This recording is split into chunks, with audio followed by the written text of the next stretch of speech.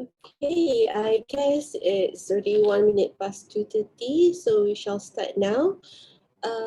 Welcome, good afternoon and welcome to MAPD webinar series. Okay, today we are delighted to have Dr. Giselle de Mello, who is a dear friend of mine from Australia. Okay, let me introduce Dr. Giselle to all of us, to all of you here. Dr. Giselle is a specialist in pediatric dentistry who have completed her Bachelor of Dental Surgery and Doctor of Clinical Dentistry at the University of Otago, New Zealand, and she also has obtained her fellowship with the Royal Australian College of Dental Surgeons. She is currently a consultant pediatric dentist at the Royal Children's Hospital, where she has worked there since 2012.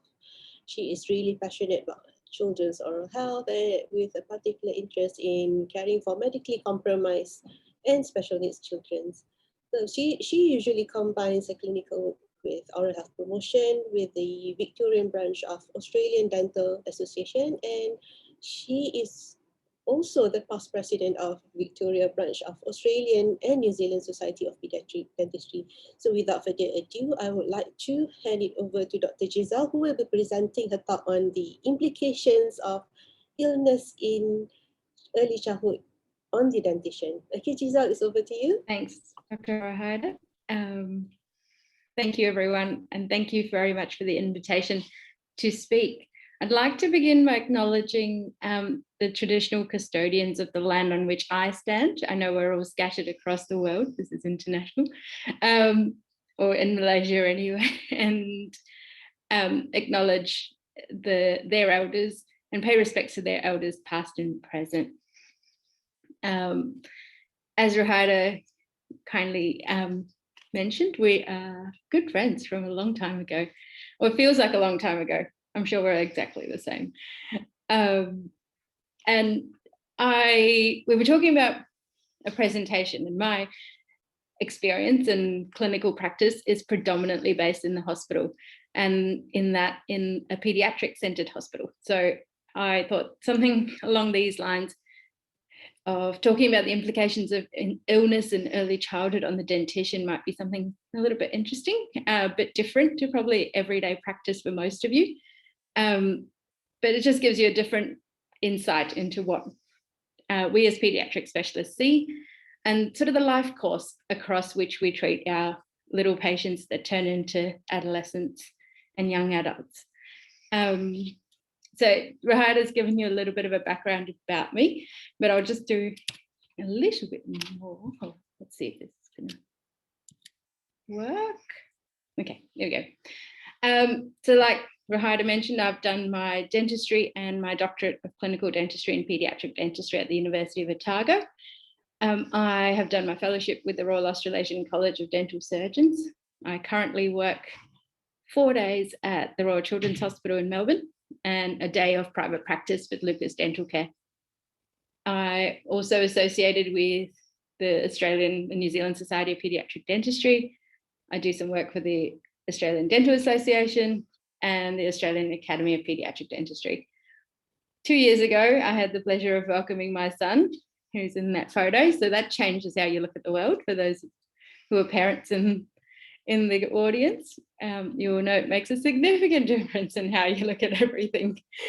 That it just gives you a bit of a background to where my talk comes from, but also, it might be a bit different to what you see or how you practice. But these are the influences behind sort of how I practice and what drives decision making within my clinical practice. So like I mentioned, I work at the Royal Children's Hospital in Melbourne. For those of you who've been to Melbourne, I know we've had a few Malaysian dentists who've done their postgraduate study to become pediatric dentists through the University of Melbourne. And so they'll be very familiar with this campus. They've spent a fair bit of time here. But for those of you that don't, we're the major tertiary care pediatric hospital in Victoria. So there's two tertiary care pediatric hospitals. One's the Royal Children's Hospital, one's Monash Children's Hospital. So the Royal Children's Hospital is based in the north side of the city, so just north of the CBD, and it covers sort of the north, the west, and the outerlying areas of Victoria. It also has the pleasure of being the statewide pediatric trauma centre. So Melbourne is the capital city of the state of Victoria. And so we cover all the trauma, the big pediatric trauma across the state will be airlifted or transferred to the Royal Children's Hospital. So within that, you can imagine we see a fair bit of dentoalveolar or multi-system traumas through that aspect of the services provided at the Children's Hospital. We are also the nationally funded centre for cardiac and liver transplants. So what that means is that every child requiring a heart transplant or a liver transplant in the country gets sent to the Royal Children's Hospital. So they might not live in Victoria, and they might even live sometimes in New Zealand, but for their transplant care, they get transferred to Melbourne. And so that means that we see a lot of kids who also are involved, who are waiting heart transplants or liver transplants. So it gives you an idea of the sort of complex background of a lot of our patients that come through. So,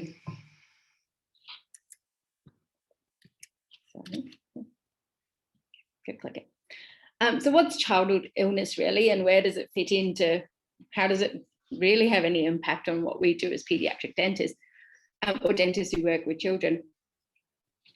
There are different, if we look at illnesses, we can categorize them into two main categories. You've got your acute illness and you've got your chronic illness. So, by definition, acute illnesses are something that are short-lived. Most commonly in children, these are respiratory tract infections, so colds and flus. They always got sniffles, they've always got some bug going around, some virus that they've picked up, especially if your child goes to childcare, they get everything that goes around. Ear infections are the other most common one in young children, and they're short-lived. So both, flus, colds, ear infections usually are managed, with ear infections with the course of antibiotics. Flus, colds, we tend to let them play themselves out, and they're a short illness period. So they're usually a week or 2 weeks, and that's it. The child is back to their normal self. Similarly, tonsillitis, they've got a bout of tonsillitis, they're miserable, they've got temperatures, it's hard to eat, they have a course of antibiotics, and then they're sort of recovered within a couple of weeks. It's a short illness, they recover 100%. They might get it again, but again, even in its relapse, it will be a short illness. It's a short time period where the body is under stress in some way. Most common acute illnesses are associated with fevers, so increased temperatures. And at the moment, with COVID-19 traversing the world, everyone's on high alert for anyone with any increase in elevated temperatures. So, these children are being very tightly monitored every day, as is probably the case in Malaysia. All schools are going to temperature check every child that walks through the door, every hospital, every shopping mall, everything gets temperature checked. So, where normally a parent might go, oh yeah, they feel a bit unwell, we'll leave them home, they've got a virus and it'll be fine. Now, you're going to pick it up really, really early. Everyone's on high alert for any temperatures. And that's usually how acute illnesses sort of fit into. Then we've got a more chronic illness. This is a longer duration. It could be because of genetic factors, it could be environmental, it could be both. It could last a couple of weeks, it could last a lifetime. And there's a lot of chronic illnesses that you would see in your everyday practice that don't necessarily have a direct impact on everyday life. A lot of the time they do, sometimes they don't. A lot of the time children are quite adaptable and they'll manage themselves quite well. They'll accommodate to medications and altered ways of living. The most common one we see is tooth decay, and it's a chronic illness that we know through all the research we have done, that if you have dental caries in early childhood, you're most likely going to get dental caries as an adult. And it's a lifetime of burden in terms of treatment, in terms of maintenance. And if behaviours don't change, it's an ongoing thing. That this is what we do every single day, but to the average person, it's still a burden on their life. It's still something that might impact their everyday eating, drinking, function, their ability to function in everyday life. Things like asthma, overweight, obesity, diabetes, they're your more common sort of adult-related chronic illnesses, or overweight, obesity, diabetes. They're also starting to become your childhood chronic illnesses. Asthma's always been your childhood sort of illness. Sometimes kids grow out of it, so they might be chronically ill with asthma for, the first 3-5 years of their life, and then they might grow out of it as such. And whereas, some might, at the more severe end of asthma, might carry that into adulthood, and they'll have to manage that the best ways with their medical team, with triggers and watching out for those. Whereas overweight, obesity, and diabetes have typically been the diseases of adulthood. However, they're now becoming diseases of childhood. So, the overweight child has a higher risk of developing diabetes. That's going to develop in early childhood, and that's going to be something they're going to have to manage for the rest of their life.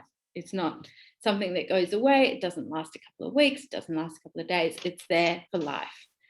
And the other main one is cancer. So, childhood cancers are fairly prevalent, not, your everyday child would encounter this. But childhood cancers are fairly prevalent. The survival rates of childhood cancers at the moment are very good, which is absolutely fantastic. Over the years, advances in technology and medications and treatments have increased childhood survival rates for childhood cancer to close to 90% for the main commonly acquired ones. And then we've got a third category that I've sort of split the chronic illnesses into the ones that are into this third category of congenital chronic illnesses. So these are things that are congenital, the child's born with them, but they have an impact on everyday life. So they have an impact, things like heart disease, heart defects. Children born with defects in their heart will have surgery probably close to, in infancy, close to birth. They might require further surgery, but they'll definitely need a lifetime of monitoring.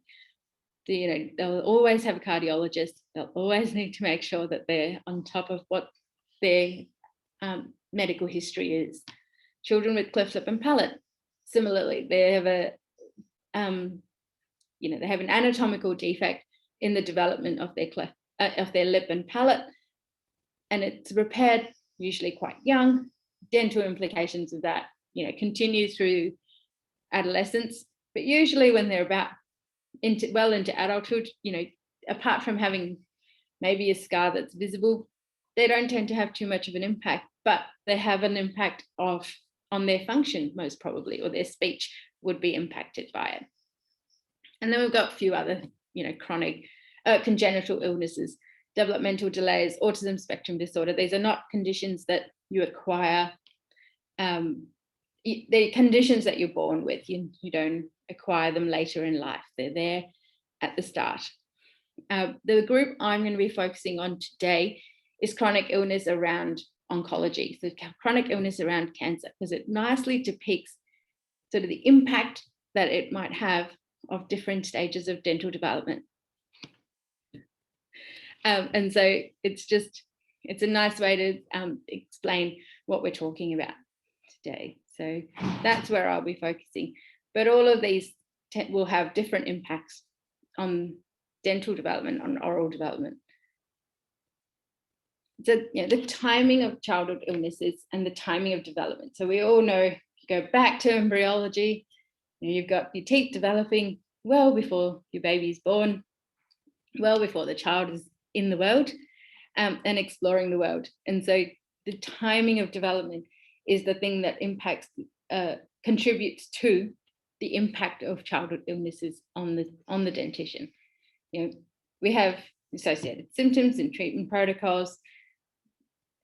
We have acute illnesses that commonly present as fevers, like I mentioned earlier. And we have ways in which we look at, while a mum's pregnant or while a woman is pregnant, prevention of these congenital disorders. So, chronic, like I said in the previous slide, so we've got chronic illnesses that are acquired, and then there's chronic illnesses that are congenital. So the congenital illnesses, a lot of the time, the research over the years has shown that there are certain things that we can work to prevent. Things like avoiding alcohol and smoking and drug taking through pregnancy, can significantly prevent congenital illnesses in children. Controlling diabetes and gestational diabetes has an impact on how the baby grows and how they tolerate and regulate their own sugar levels. We know that we need to avoid exposure to environmental cancer. Rubella during pregnancy is really important because babies don't have immune defenses to these diseases. And so we want to protect the mum to protect the baby. And so then we know through all of the research that if we can keep a mum healthy through pregnancy, most likely we're going to have a minimal impact on the baby. And so there's a lot of research and there's lots of advice all around pregnancy that is been around for a long time. It CHOPS changes over the years, depends on what's new in the field and depends on what the research is showing. At the moment with COVID-19, we don't know the impact of what the disease is going to have on, if any, it's a respiratory illness, let's be clear, if any, on an unborn baby, or if mum has it at the time of birth, does it have an impact? We don't know. And so, there are things that might change in the next few years based on what we learn over these few years. And so it's just making sure, there's always a public health response around these things. But childhood illnesses, we know that if you're pregnant and a baby is impacted by an illness, it can impact the dentition because the teeth are already forming. So, they start forming in the first trimester in utero, and they'll continue to form all through the prenatal period, well into adulthood, really early childhood into adolescence, really. So what are the common ones that we see? If you think about what can happen to your teeth if you're sick all the time, or if you're sick quite a lot of the time, what are the common things that come to mind? The most common ones we think about is you're going to get dental decay because you're going to get dental caries, I should say, because there's something altered in your mouth. If your child's sick with tonsillitis, 6 out of the 12 months of the year, they're going to be on antibiotics. They're going to impact their eating. They're going to impact their sleeping. That's going to change the environment in their oral cavity and make them potentially more prone to getting dental caries. We know that's a short-term illness, but if it's a short-term illness and an acute illness that occurs multiple times, it's going to have an impact. We know there's an impact of illness or some form of systemic variant on developmental defects in the enamel. So hypomineralization or hypoplasia can be impacted by events that occur prenatal, postnatal. We're not sure at this point. There are multiple life course research groups looking into this. Rahida has done her doctorate thesis on this. So she'll be able to tell you lots more about this one. But we know that there's question marks around it, but something that disrupts the development of that enamel at a particular stage in development. So in a particular stage of enamel formation, something's disrupted it, which is what ends up contributing to our developmental defects, either quantitatively or qualitatively. So yeah, then the other part would be the shape of the teeth. So you change the environment in the mouth, you change the environment in the developing areas of the teeth, you're going to change how the enamel forms. You're going to change the shape of the teeth. You're going to change the size of the teeth. You might change the number of teeth that develop. And you'll definitely change the salivary glands. So, there are different implications. Medications for chronic illnesses can impact all of these things as well. We can't, or we're working on trying to decipher the details, right? So all our lovely researchers who do life course research and short-term research around these topics are looking at how we can work through the minefield of information that we gather from families, and the clinical implications of what we see, to put those two things together. So these are just some photos of, you know what you're looking at.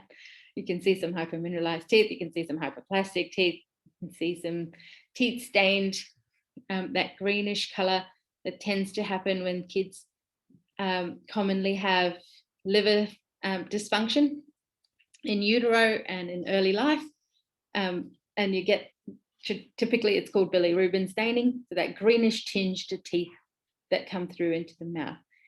At the moment, like I mentioned earlier, we're the National Funded Centre for Liver Transplants. So what we've found over the years is that if liver dysfunction is picked up, or biliary atresia or liver disease is picked up in utero or early childhood, they tend to look towards a transplant early. So it minimizes the time that the bilirubin levels are high in the systemic system. It then also has an impact in minimizing the impact of that bilirubin staining on the permanent dentition. So a lot of these kids will have the bilirubin staining in their primary dentition, but we will typically find that if they have their transplant fairly early, they catch that, that timing of development, and a majority of their permanent dentition might not be affected. You'll still obviously get a few because they have teeth that formed, permanent dentition has started forming when the child's born.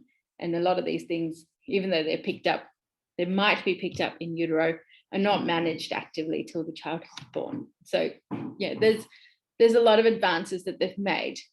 For 10 years ago, you probably wouldn't transplant a child for a liver transplant with liver dysfunction, liver problems, till they're a bit older, till they're probably 5 or 6. But we know that at 5 or 6, the longer term impacts have already sort of started to occur, not just on teeth, but on other systems as well. But if we think about teeth, yeah, that period of time, you've already got quite a few teeth developed. So quite a few teeth are going to be affected by bilirubin staining. Whereas if you transplant a child within the first 2 years of their life, you're going to get a less significant impact of the staining on a lesser number of teeth, but also on how much of the tooth is affected. You might see that the incisal third might be affected, but not the cervical 2/3. So it sort of has an impact on the dentition and the timing of that development, timing of illness and treatment protocols on the developing dentition.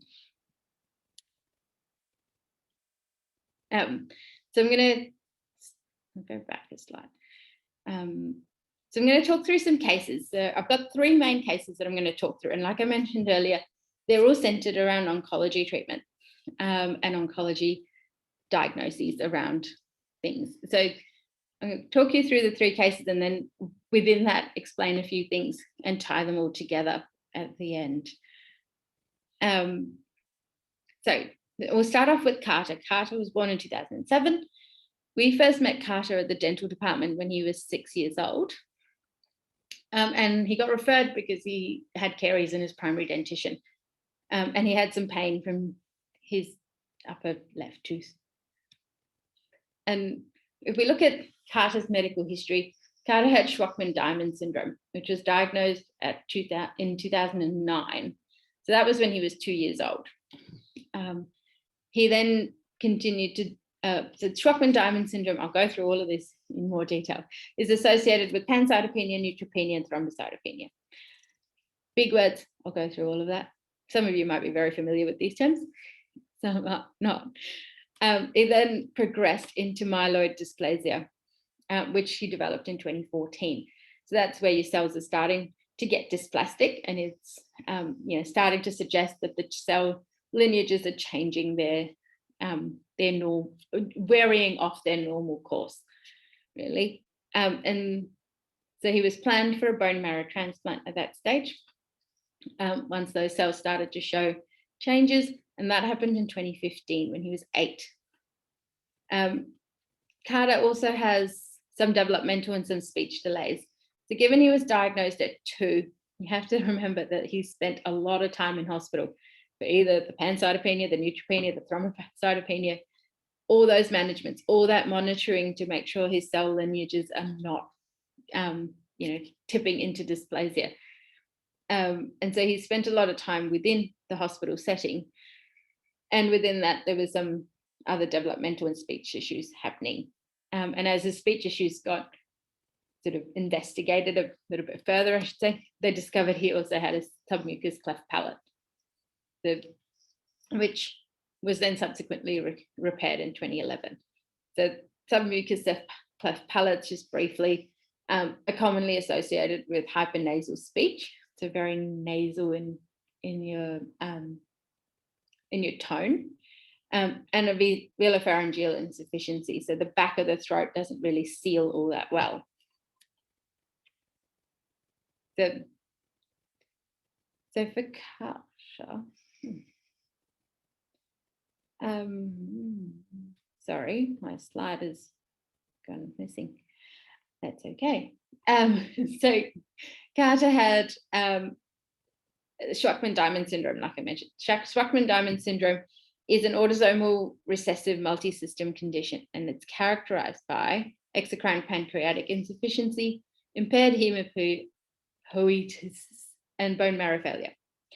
That begins with dysplasia. So like I said, he was diagnosed at 2 in 2009, he was monitored for a fairly long time, for about 5 years before they noticed dysplasia. Schweckman-Diamond syndrome, the defective gene has been isolated to chromosome 7 and 14, and the gene sits at 7q11. So that's sort of where the Schweckman-Diamond syndrome gene sits. So there's an anomaly in that gene. Like I said, it's a rare autosomal recessive. So Carter has a younger sister who also got diagnosed with this syndrome.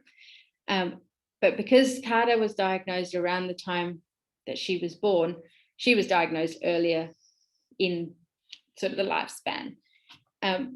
So why is that important? Because it's hard to diagnose a rare autosomal recessive condition, really. What we're going with are symptoms, and with the main 3 things that I mentioned earlier, like pancreatic insufficiency is the inability of the pancreas to produce digestive enzymes. So it means that although a child is eating, they're most likely going to be a bit malnourished, and they're going to have failure to thrive. So you're not going to see you're not going to notice digestive enzymes being missing, but you are going to notice a child who's failing to thrive. They're not putting on weight, they're not growing as they should, they're not meeting those milestones in terms of nutrition, and then it can progress into hepatomegaly, so enlarged livers, and that's how you kind of pick that up. And then impaired hematopoiesis refers to the breakdown in the development of the blood cells. So stem cells don't develop further, leading to a decrease in the red blood cells, which means it's decreased platelet formation. So that's the thrombocytopenia. You bleed a lot, bleed spontaneously, and a decrease in the white blood cells and the neutrophil counts. That's your neutropenia. So it makes you more susceptible to infections. So here was Carter as a newborn, not growing very well, getting infections all the time. And everyone's trying to work out what's going on. And then eventually they put it all together that these three things are going on with Carter. And so that led to his diagnosis at 2.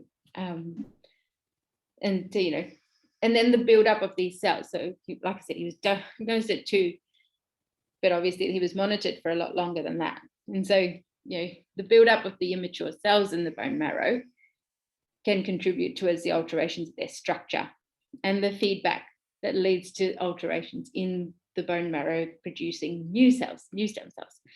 So it's that feedback loop that they're keeping a close eye on, because that feedback loop is what's going to cause and lead to that dysplasia starting to occur. And so, yeah, that's where they picked up the dysplasia at 5 years later for Carter. So back a little bit. What are our blood cells? You know, we've got stem cells that develop into different cell lineages within our bone marrow. You know, lots of big words get thrown around, but it's essentially the impaired hematopoiesis refers to the breakdown of these blood cells, the breakdown of the development of these blood cells. The stem cells don't develop further. So they can either be impacted at that level where they're a stem cell and they don't decide whether they're going to be a white blood cell or a red blood cell. And so that's one stage at which they can be affected, which is quite an early stage. That's sort of the dysplastic area that they can impact. And then the other two main areas are your red blood cells, your platelet cells, and your neutrophils. So low platelets is your thrombocytopenia. Typically presents as spontaneous bruising, spontaneous bleeding, or bleeding and bruising with very mild trauma. And your neutrophils are your immune system. It doesn't work very well. But if you've got a defect right up the top of that tree, the impaired buildup of those immature cells, like I said, trying to decide what they're going to be. They can't quite decide what they're going to be. And so they keep producing more cells that can't decide what they're going to be. And obviously, if you can't decide, they can't decide right up at that stem cell level, you're going to get a fairly dysplastic bone marrow. There's a lot of stem cells that haven't really decided what their job's going to be. And then we've got jobs that need doing in our body that isn't happening. So, slight sidetrack. We'll go to, oh, sorry, I've gone blank now. Submucous gland. So we'll come back to all the blood cells. So that's generally just the background around, you know, what thrombocytopenia is, what neutropenia is. Like they're big words, but what it means is essentially thrombocytopenia, you've got low platelets, neutropenia, you've got low white blood cells and neutrophils. But if you're looking at submucous cleft, you know, that's a completely different entity. So that's an anatomical deviation to the pharynx, to the submucous area. And, you know, if you're looking at what that soft palate is doing when you're breathing, as you can see from this first diagram, it sits down and air goes in through that nose, right past that soft palate. When you talk, the soft palate flips up and seals off that nasal cavity. So that's why, you know, you don't get air escaping your nose. So most of us, when we talk, the soft palate's up the top. It's not really impacting any air escaping in throughout the nose.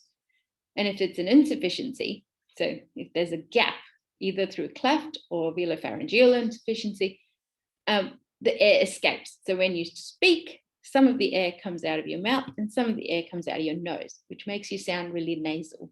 I'm not good at doing voices, so I'm not going to. But I'm sure you've all heard a person with a really nasal sounding tone to their voice. And that's because some of the air is coming out of their nose and some of the air is coming out of their mouth. And it's because that soft palate's not functioning as it should right at the back of your throat. What does it look like clinically? It looks like that. It looks like a gap in the soft palate. It's a notch, sometimes in a milder form, and, you know, a decent cleft in a more severe form. So a bigger gap in the more severe form. And so that's where, although that soft palate moves and goes back up, there's a gap there, so air still escapes through there. So its function is fine. It's just that it's not sealed. Sorry, we'll go back a bit.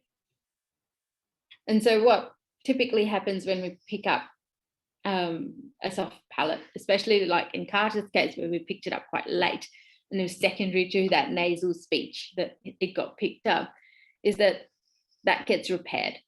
So, you know, surgically, the plastic surgeons will seal that off again, and then your soft palate acts effectively to seal the back of your throat, and so you stop that air escaping.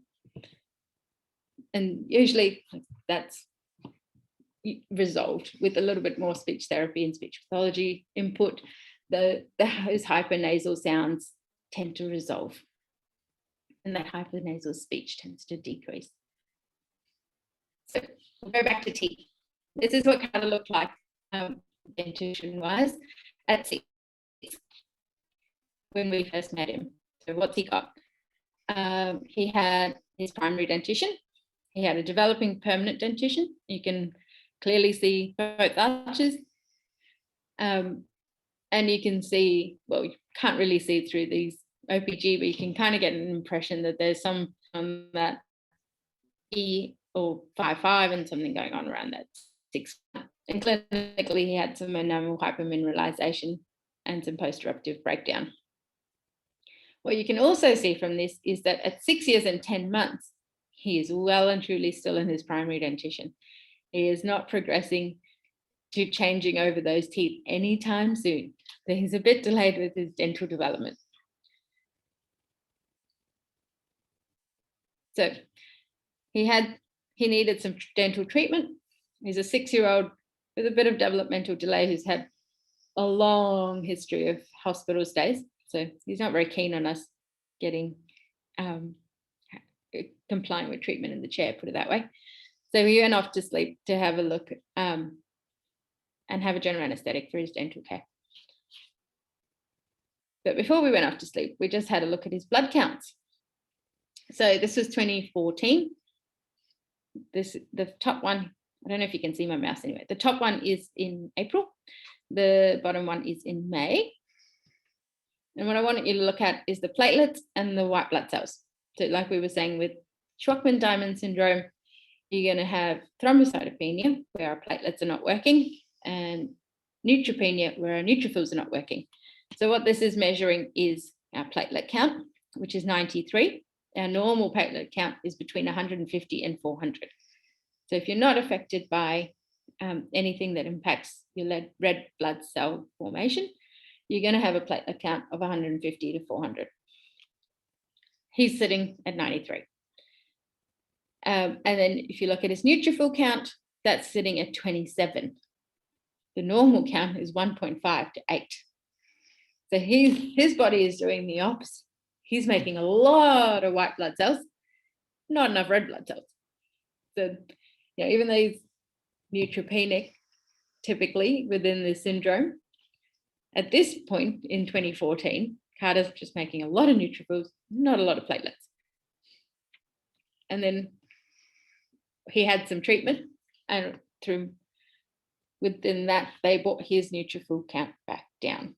So, you know, a month later, he had some oncology treatment, and his platelet count didn't really change. It's still sort of 96, but his neutrophil count came down to 7, which is a lot nicer to be sitting in, well within that normal range. Because our concern when we're looking at dental treatment and our red blood cells and our white blood cells is that obviously if we're taking teeth out and we have low platelets, we're going to bleed everywhere. Not fun when you're the dentist working and your patient's is bleeding everywhere. Anesthetics also don't like it because they have to put breathing tubes down for us to do our dental work, and that causes bleeding. And yeah, we don't know how to stop that bleeding. At least with teeth, we have ways we can locally manage a bleeding socket. If you get a nosebleed, there's a little bit of local measures that can be applied. But if you get a bleed sort of further down your trachea, it's a little bit hard to manage if your platelets are really low. So they're very conscious about what our platelet counts are when we're looking at dental treatment. And similarly with our neutrophils, we need to make sure that that we're treating these kids, because we don't know how to measure infection if our neutrophils are out of control. So if our neutrophils are low, we don't know if you're getting an infection because of your teeth or for some other reason. So if you've got a questionable tooth, we don't know. We don't know if your tooth is infected. We don't know if your tooth is abscessed. We don't know what's going on, or is it something else that's completely going on that's causing an infection in your body, because your neutrophils are just not behaving like they should behave. Or if you have the really high neutrophils, they're hiding everything. So we again don't know what's going on. We don't know if you have an infection or not. And so it really impacts how you treatment plan, what you do with teeth, especially the questionable ones. Yeah, the large, deep caries, post-eruptive breakdown on these teeth, those sorts of things. So anyway, these are his x-rays for when we went to sleep. As you can see, he doesn't really have any interproximal caries. So caries-wise, he's pretty stable. He's mostly got his ears that are affected, secondary to hypomineralization and post-eruptive breakdown. And so his treatment plan involved his extraction of the 5-5 and 6-5 and standard steel crowns on the 7-5 and 8-5. As I mentioned before, he has those abnormal neutrophils that are floating around. So we need to really think about how our treatment planning and our treatment is going to impact on those teeth, on those neutrophil counts, things like that, and how everything presents. So in kids who've got neutropenia especially, or altered white blood cells, we're very, very careful about how we treatment plan around large cavities, because there's not a lot of a window between it being a large, a dental abscess and a life-threatening facial cellulitis. So that space is very small in children who've got neutrophil issues. So like I said, Carter progressively developed myeloid dysplasia, and then he progressively, and once that happened, they planned for him to have a bone marrow transplant. So what happens to your mouth during a bone marrow transplant? I guess, well, what is a bone marrow transplant? A bone marrow transplant is when they sort of kill off, for lack of a better word, the bone marrow cells of one person and reimplant bone marrow cells from a related or unrelated donor that are matched donor. Given Carter's base condition is a genetic autosomal recessive condition, a relative or a related donor was sort of out of the question, because they don't know who's going to carry the gene or who's going to carry a trait of the gene. So you're not going to be so curative in that aspect if you have a related donor. Obviously, with related donor transplants, as much as you can, you're going to get a better match. You're going to get a really good genetic match, because that's the baseline of his condition. And so he's going to have an unrelated matched donor. So they still match the proteins and the genes as much as they can. But having bone crash your current bone marrow. So you end up with having high dose chemotherapy, sometimes radiation therapy, and a lot of medications to sort of deliberately put your body out of action. Deliberately take out all the bone marrow cells, all the stem cells they create, your white blood cells in your existing body, for them to then add in, or suppressed, for them to then add in, and your body accept the new bone marrow cells, the new stem cells from that unrelated donor in this case. And then you want your body not to treat them as a foreign cells. So, they've got to keep you immunosuppressed to then accept those new cells and start to treat it as its own. But what happens to your mouth around this time is that you develop mucositis. So it's ulcers and redness and erythematous areas in your mouth. You get spontaneous gingival bleeding. So like I said, the platelets are all gone. So to walk into a child's room, if they've got severe thrombocytopenia, and you can see the spontaneous bleeding. And then post what we want to do is we want to make sure that they've got a really good oral hygiene because they have no immune system. And for that, we use antiprophylactic chlorhexidine as an antibacterial agent. We use low-level light therapy or laser therapy, which is shown to decrease the symptoms associated with mucositis and encourages soft tissue healing. So, it just helps them feel better, and spontaneous bleeding is not the most comfortable. We still want them to be able to eat and function and keep everything. I'm just out of time, so I'm going to be a little bit quicker. And neutropenia and dental. So, like I was explaining earlier, neutropenia is associated with the low neutrophils setting, can also occur, and the low neutrophils, and a lot of the time it's cyclic. And so you might find children that have temperatures, oral ulcers, and a few other things going on, spontaneous bleeding, and then it goes away. It lasts about a week, and then it goes away, and then a few months later it might come back. And so, it's just a cyclic version. But what it suggests is you've got something altering those soft tissues. So you're going to get soft tissue ulcers, you're going to get bleeding. It also goes along with when you can't clean your teeth very well, you're going to get dental caries, you're going to get gingival inflammation because you don't want your gums to bleed when you brush them. It then develops into periodontal disease. You lose some of that attachment through the neutropenic cycling, and also through the oral hygiene and the lack of ability to do that. And the main thing to note with neutropenic patients is that they present with a temperature and pain rather than a swelling or pus or any of those. So it just changes very dramatically what the presentation of the infection is.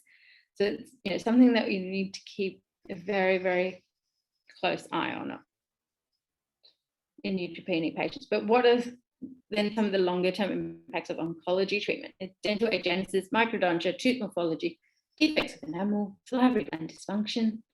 I'll show you how Carter ended up. So this is him. This is him at 11. As you can see, he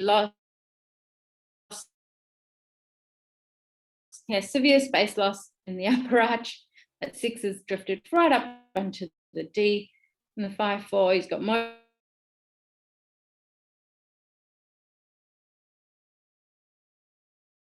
space loss on the other side, developing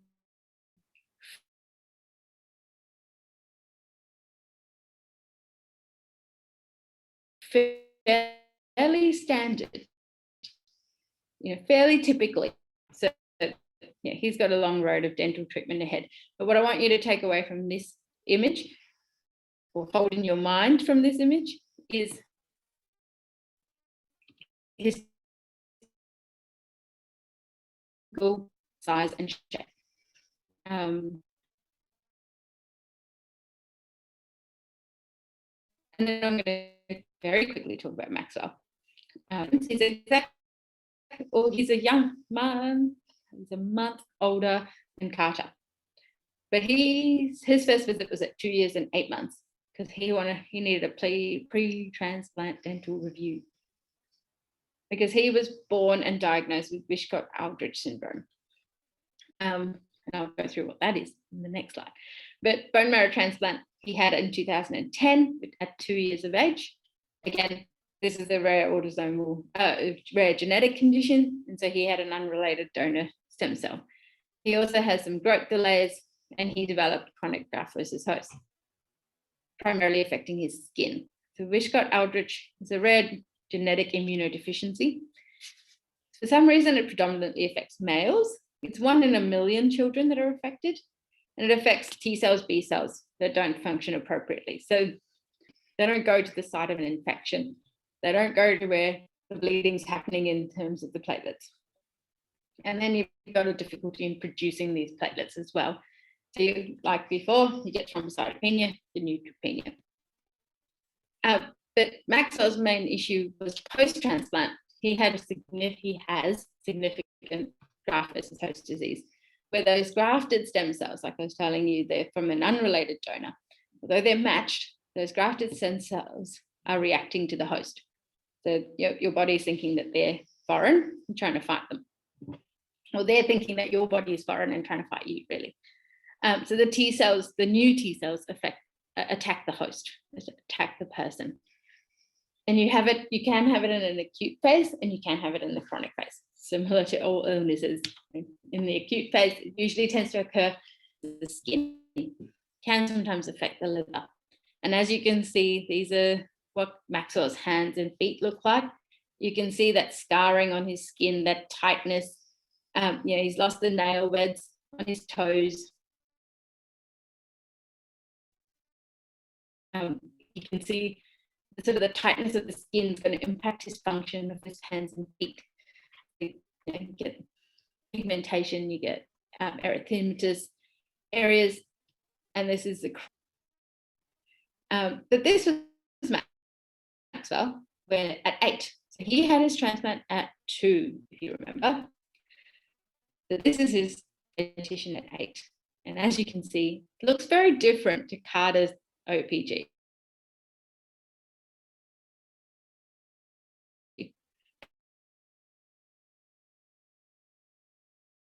Carter was a little bit older, but this looks very development, but they're not really looking like typical teeth. So they're looking smaller, they're looking, they have no roots, they've got lots of anomalies. You would expect a significant change in dental development between sort of 8 and 10. Not really. Some teeth have erupted into his mouth, but they haven't got many roots. Some teeth are still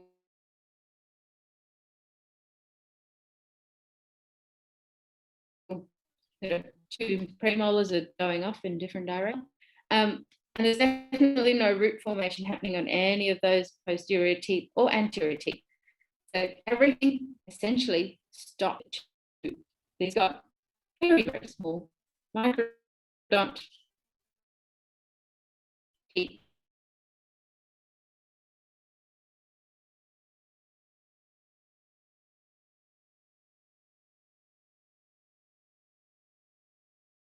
We don't know. It's sort of been stuck in this position for several years now. Doesn't seem to be erupting any further. Has no root structure, not developing any root structure. Has it lost its eruption potential? Most probably. What do we do with Maxwell? He's now heading into 12, 13. It's going to be 14 this year. This is what his OPG looks like. What do we do with his teeth? We can't really say we're going to orthodontically move these teeth. Got nothing to move them against. So we really have to think about what the long term is going to be for Maxwell. You've seen his hands and feet; they're affected. His teeth, they're affected. He's well, but he's got to live with a lifelong limitation on sort of his abilities to function and his ability to eat and drink. It's very hard to eat hard foods with teeth that have no roots, that are mobile. And, you can clearly see the impact of the treatment that he had, which was exactly the same as Carter. Now, he also had an unrelated stem cell transplant, from an unrelated donor. So did Maxwell. So the treatment's been pretty similar. It's just at different ages. And then I'm going to quickly slide through. Mitch, how am I going for time, Ms. Rahida? Got 5 minutes, I think. It's good. You can just continue and finish it off. We're all good. This Friday afternoon, most of us are quite flexible in terms of that timing. Okay. You're all good. Not much longer. So this is Mitch. So he's a little bit older than the other two boys. And we first met him at 10. And he was referred to us because they wanted multidisciplinary care for his dental anomalies. So Mitch lives in Tasmania, which is a whole nother state and a little island that tags onto the bottom of Australia. And so Mitch had his care predominantly in Tasmania, and he sort of flies back and forth because he's quite complex. He has a nasopharyngeal rhabdomyosarcoma. So he has a cancer in his nasopharynx, behind his maxilla, or in his maxilla, part of his maxilla, and a rhabdomyosarcoma, so a solid tumor cancer. Rhabdomyosarcomas, for those of you who know cancers, are quite a common childhood cancer.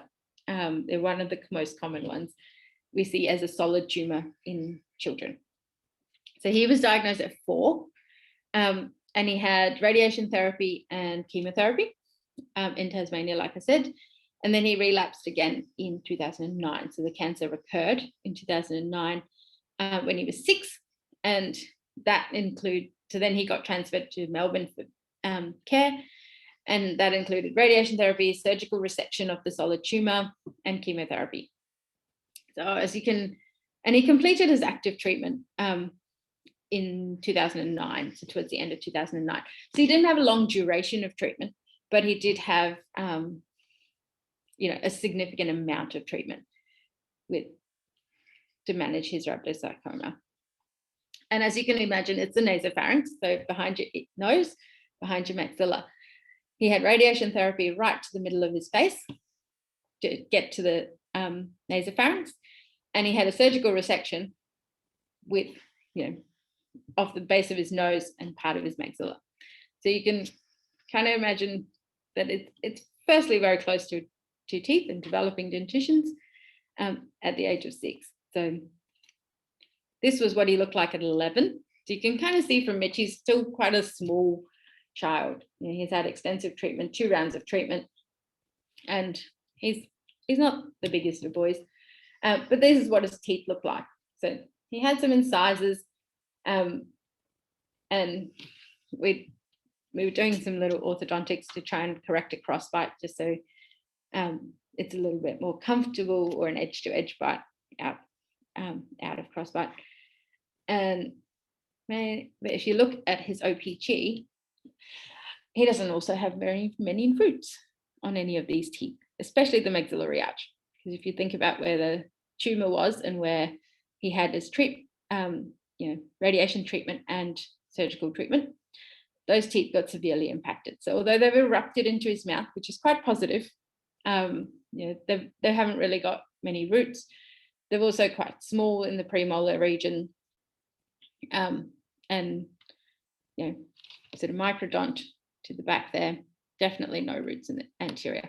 But he had treatment at 6, so you can see that he had some root development already occurring in those incisor areas. So we very gently tip those over the crossbite just to take it out of traumatic occlusion. You can see on the lower arch, although he didn't have direct impact of the radiation, it's in close enough a field, so they're impacted as well. You can see the roots of the 6s especially just stopped developing at the time of when he had his treatment. And then you can see that the premolars have slightly longer, slightly more typical roots, but they're not going to get to the full length.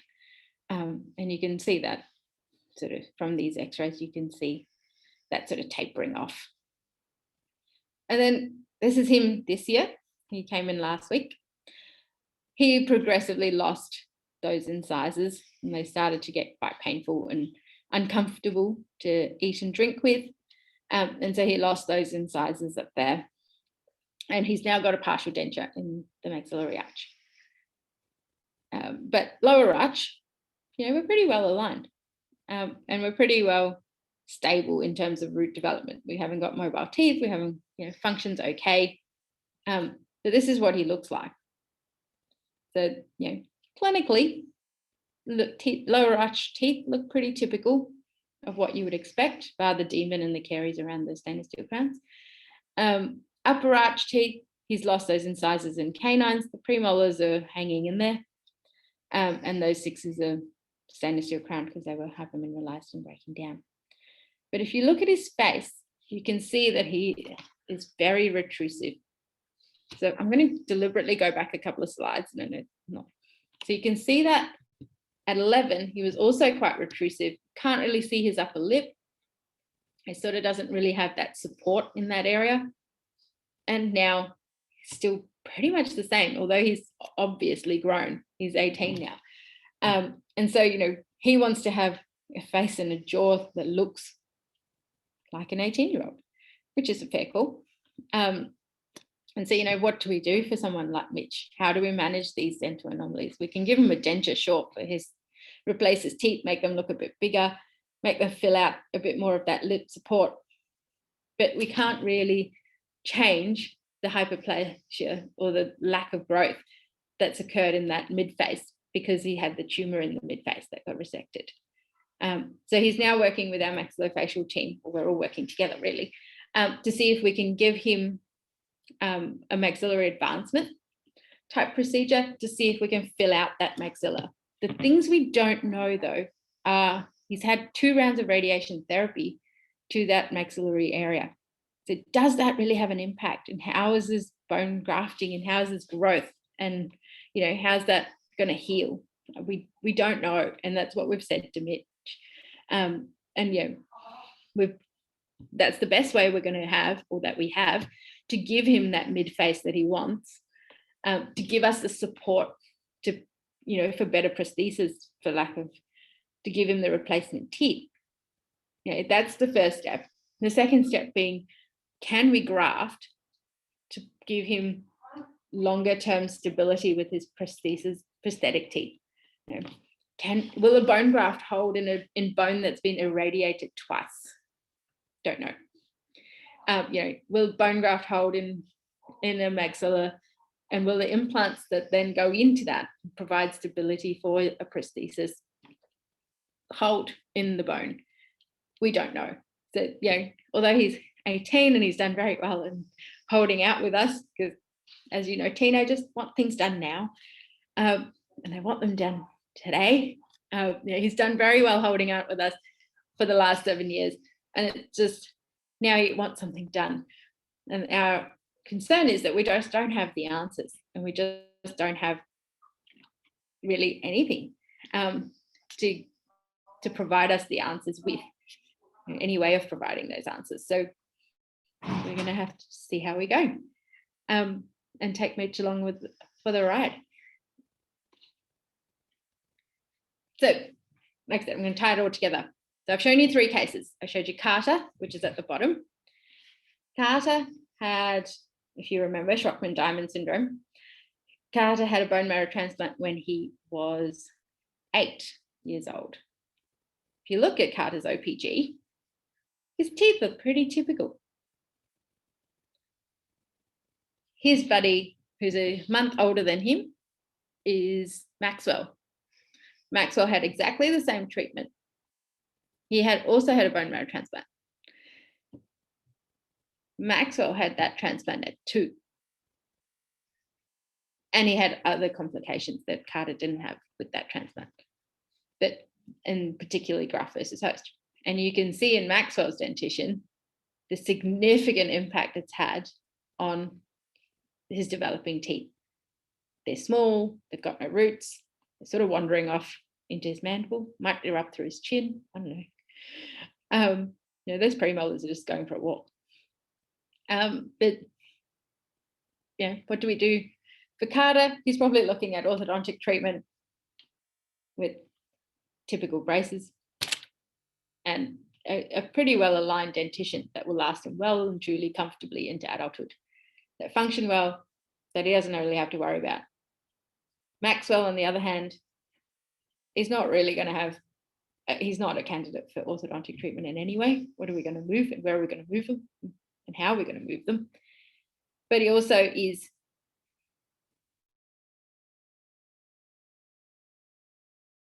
anesthetics for life. There aren't too many options that we have available to us to to sort of mitigate that. And then we've got Mitch, who had his transplant, who had his treatment, I should say, rather, different type of treatment, but treatment to that oromaxillofacial area at 6. But yeah, he's also had a similar around type, some similarities in treatment, but not the stem cell transplant. But, his teeth are also affected, but the age difference sort of makes a little bit of a difference between 2 and 6.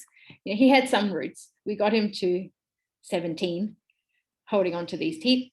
He's now 18, and his lower arch is pretty stable, and some more his upper arch that we've got to work with.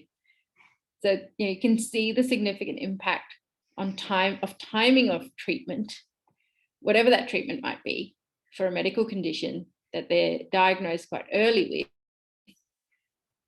They're not born with, but it's a genetic or environmental anomaly that's presented and has a significant lifetime impact on our dentition, on our function, on the child, and their quality of life, really. So we know from research around dental anomalies, so there's not a lot of research around oncology kids and dental anomalies, but dental anomalies in general, there is a bit of research around the quality of life. So children are affected by their physical differences, and they have decreased interactions. So they don't tend to have a large group of friends. This is what they found. They don't tend to have a large group of friends. They have very close friends, but in a small group. They have decreased interactions with strangers, which is probably not a bad thing, but it's not. It impacts their interactions with people. They tend to have negative self-perceptions. They tend to have negative social judgments by their peers. Now you can imagine, you have teeth that don't really function as they should. You can't really go out with your mates and have a big burger. It might not be something that you can bite into. You can't really go off and eat a steak if that's what your friends are doing at 18. And it's not the easiest thing that's going to happen for you, because you're missing some teeth. These teeth are not very stable. You're the ones, whereas everyone else is just chomping down on food. So it's just those little things that we take for granted in our everyday life, really. I do anyway, that these children then have to live with. Their main disease or their main treatment occurred a long time ago. So for Mitch, who's 18, his treatment occurred when he was 6. That's 12 years ago. He still is living with the impact of that in his everyday life. For Maxwell, his treatment occurred at 2. He's now 13. And everything from his hands and his feet to his teeth are all affected as the long-term implications. He doesn't take any medications, and he's a well child, but he has all these impacts of the long term. The treatment burdens, aside from that acute phase of when they're having their treatment, the chronic treatment burdens. These kids are coming to see us all the time. We might not have answers for them, but they're still seeing us all the time. They've got altered color, they've got altered shapes of teeth. They want an improvement in their smile, and because we know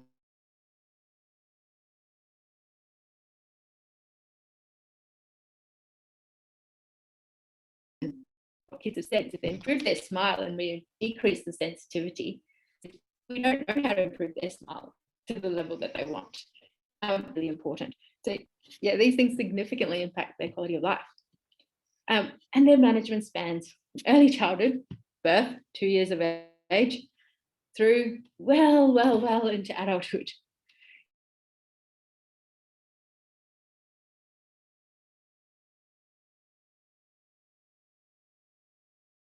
And they meet everyone. Every dental specialist you have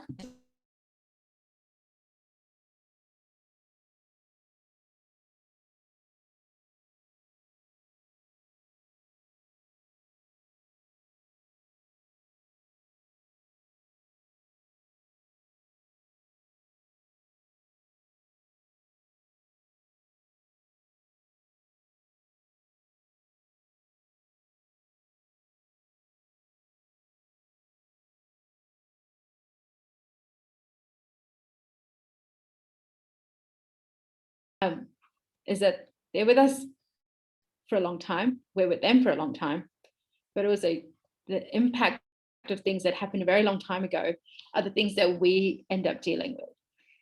Not end up, but we're the ones dealing with later, which is different to when you're in that acute phase. So as dentists, we don't tend to have too much of an involvement when they're having active treatment. However, we are the people, they're probably the only people that they still continue to see well past that phase of active treatment being completed.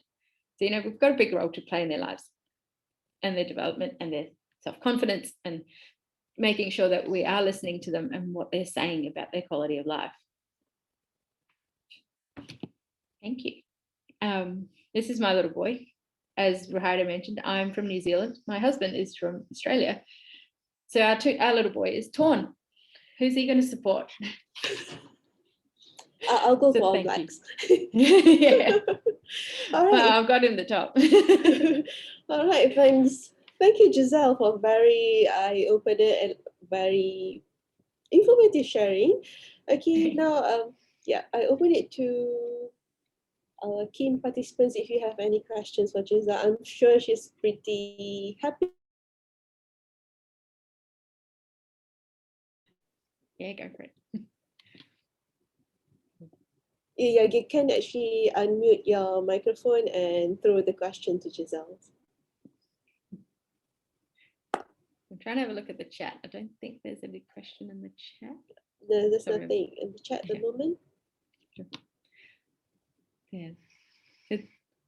So I hope it just gives you an overview, really, on a little bit of background about medical. I know I rambled on a little bit about the medical, but it just gives you an idea of what to think about if you're ever in contact with these children, and what sort of, even if you meet them a lot later down the track, this is what's led to decisions made around their dental treatment planning, if they've had dental treatment, and their medical treatment planning, what sort of contributed to it.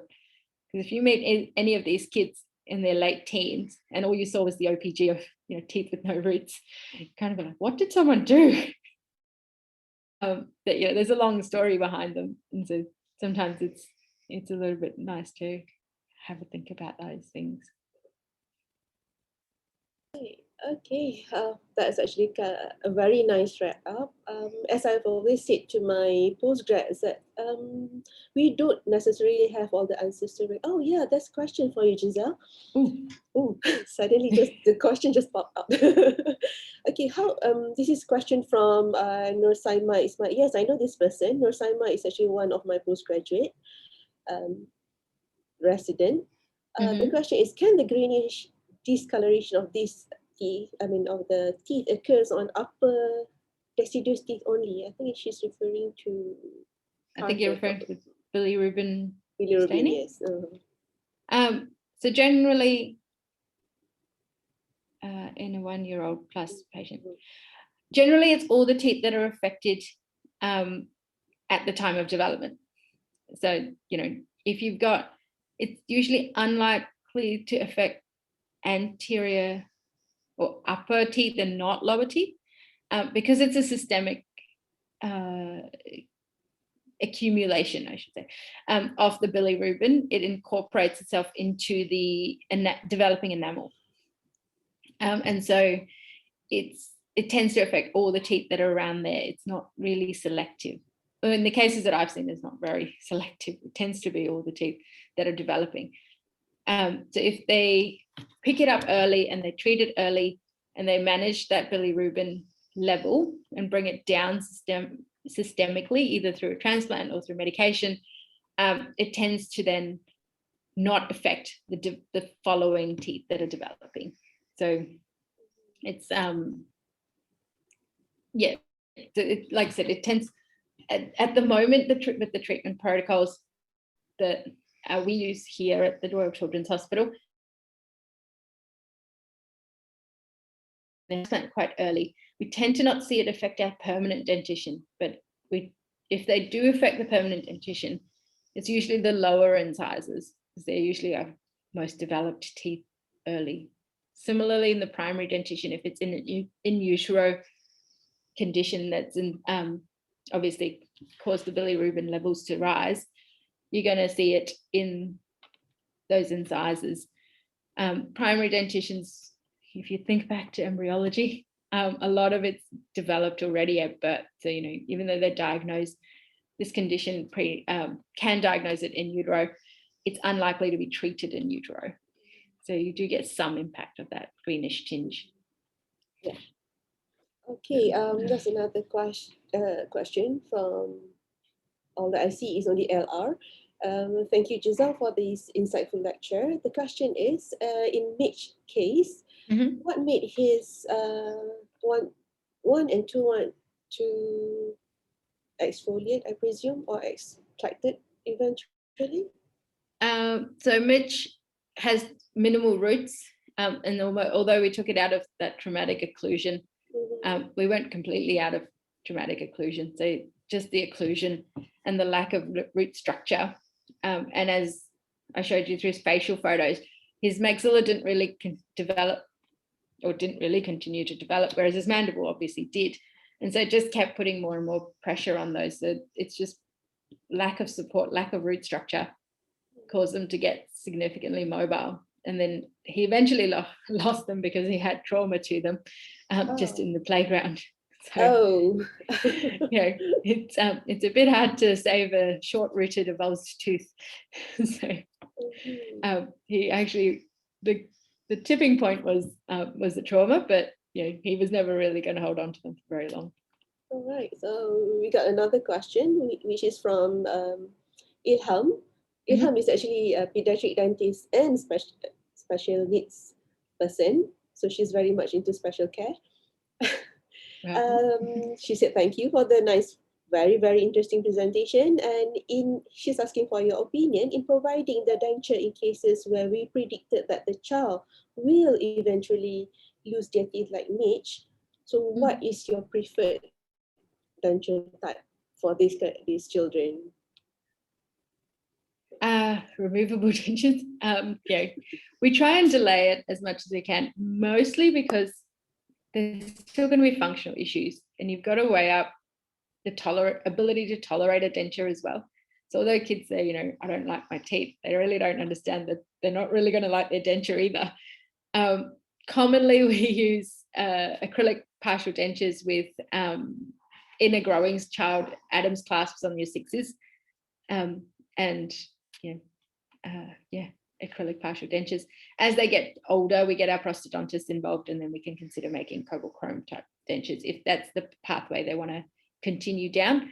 With kids like Mitch, it's a bit hard to predict, but if we're looking at our hypodontia kids, so our fit and well kids who've got congenitally missing teeth, we would typically, if they are financially strapped, really, typically transition them into a cobalt chrome, and as they get into sort of that late adolescence, early adulthood phase, and then we'd be aiming to say, let's look at more fixed options, either in crown and bridge or implant supported restorative stuff. But for Mitch, it's a little bit harder.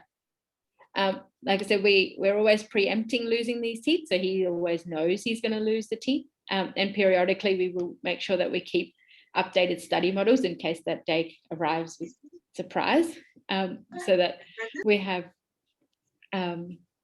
models on hand if we need to create a denture quickly. That's hard, eh?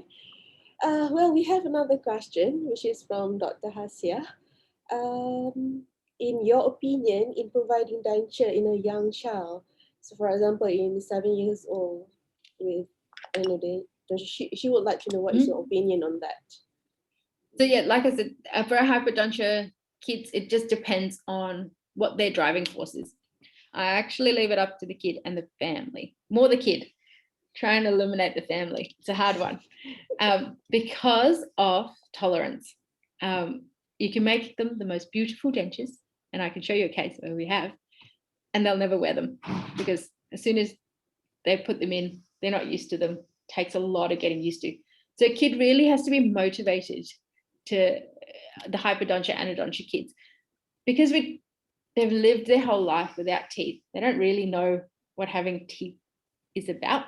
they're quite happy functioning without teeth. And so, they really have to be the one that pushes to have the denture, because that's going to be the person that's going to wear the denture. So it's not, mum's saying, I want him to have teeth, and he's like, I don't care. Not really going to work, because the kid's going to take it out. You can't cement it in. The kid's just going to take it out, not wear it, and then lose it. Yes, we do dentures for kids at 7, and when they've got congenitally missing teeth.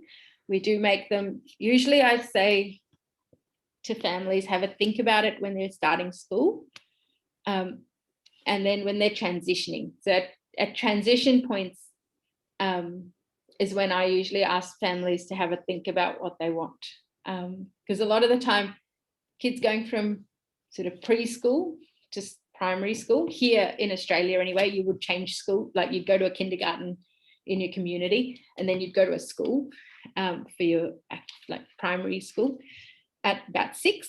And so, usually around 5, I start to ask them if there've been any issues with the child suggesting that they're having issues with their teeth, and if they want anything done before they start school. Because then we also know that when they're in primary school, they're going to be in primary school for 6-7 years. So it's unlikely to change during their time in primary school, because they have their core friends. Their core friends don't really notice. They're not really fussed. No one's asking them questions. So kids don't tend to, halfway through primary school, get upset about things because their core group is staying, unless they're transitioning. So then the next time I ask them is when they're going from primary school to high school. So, that's usually the main time they want something done, because their primary school friends are very comfortable with them and how they look and what they can do. But when they get to high school, there's a whole new group of people. And so that's usually when they're the most anxious. So a lot of our, anodontia kids will have a denture, a maxillary denture. They don't tend to wear the mandible anyway, so we don't tend to make them. They barely wear the maxillary one, even if they really want it. But then when they get towards the end of primary school is sort of when we start to talk about what they want in terms of aesthetics, appearance, and what they can tolerate. So that's, if we can push it out to then, it's really good, because it just means that they're that little bit older, they can look after it a bit better, they want it a bit more, and it just, compliance is easier. All right, that's cool. That's cool, Sharon. Thank you so much, Giselle. I guess everyone benefited well from your very insightful talk, which reminds me sort of bringing us back to our seminar days when we share our cases together. Okay, I'm just on behalf of our Madam President, which is Dr. Joanna. She said thanks. Thank you a lot for sharing your experience in our webinar, and we do definitely look forward to future collaboration with you and probably NSpeak. Yes, definitely. Let's do some. Now we can do webinars. We all know how to do them. Okay, I guess that's pretty much from everyone. Everybody says thank you. And again, on behalf of MAPD, I would like to thank you so much for accepting our invitation to talk, to speak. I guess for Malaysian participants, the link for the CPD points are already posted, so you can go there and just click on that. All right, thank you everybody. Thank you for spending your time with us.